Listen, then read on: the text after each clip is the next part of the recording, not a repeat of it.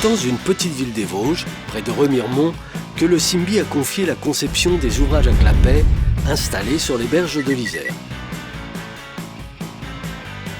Cette entreprise, d'une quarantaine de salariés, Hydréo, est spécialisée dans la ventellerie, les turbines et des grilleurs.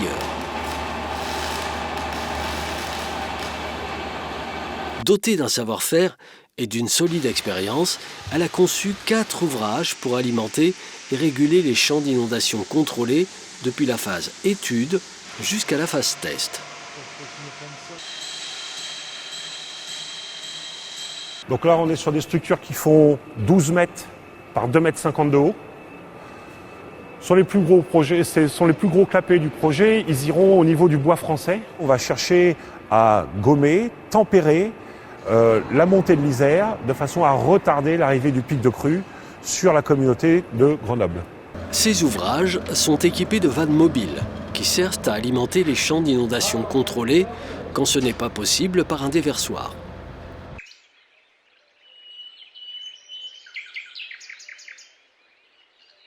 Il y a 4 ouvrages de ce type sur le secteur de la première tranche en aval de la vallée.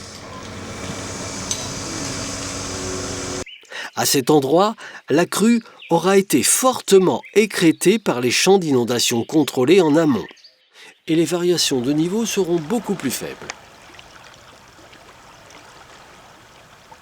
Un déversoir aurait mal fonctionné, le Simbi a donc fait le choix d'un système à clapet mobile. On commence à lever.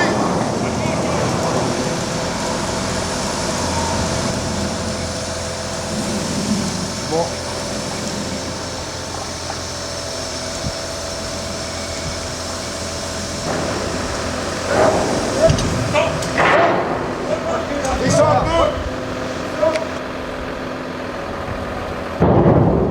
Le principe de ces vannes clapet, ça va pouvoir décharger une partie des eaux en crue de l'Isère vers la plaine inondable.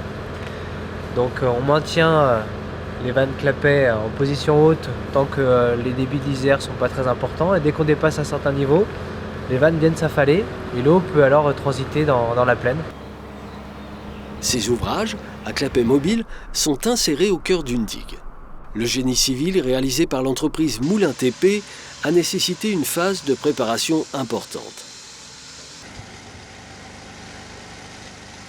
C'est la première fois qu'on fait des ouvrages comme ça, donc il y a eu une phase de préparation relativement longue. On a commencé toutes les études d'exécution en janvier pour démarrer le premier ouvrage où on est au mois de mai. C'est peu commun ce genre d'ouvrage.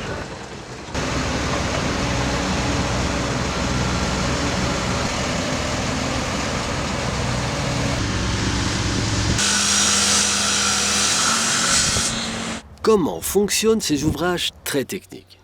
Pour cela, il faut retourner à Remiremont, chez Hydréo.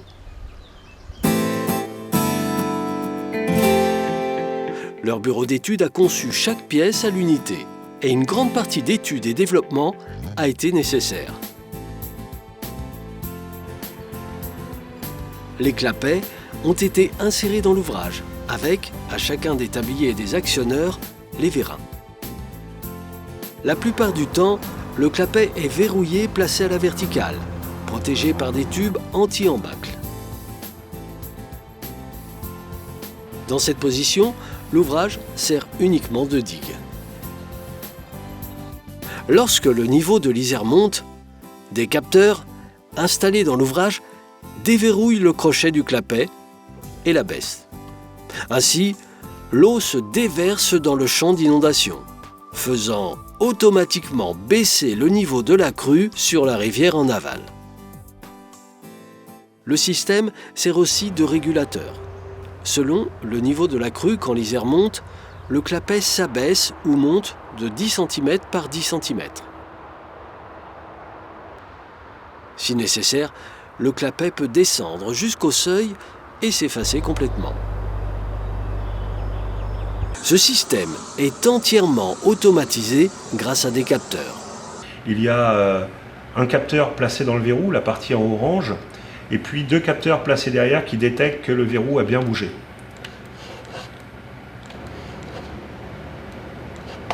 Voilà.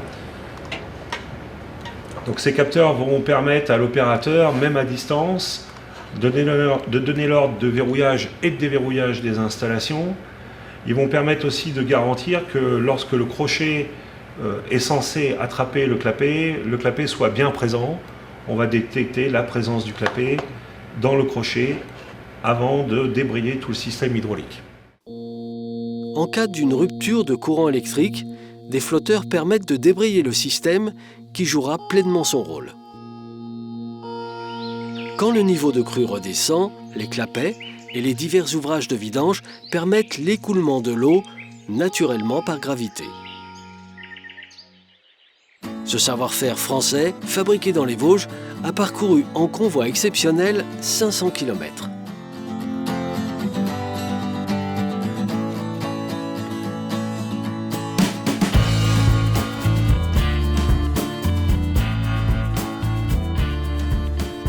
L'installation de ces pièces uniques aura nécessité des véhicules conséquents et une certaine dextérité.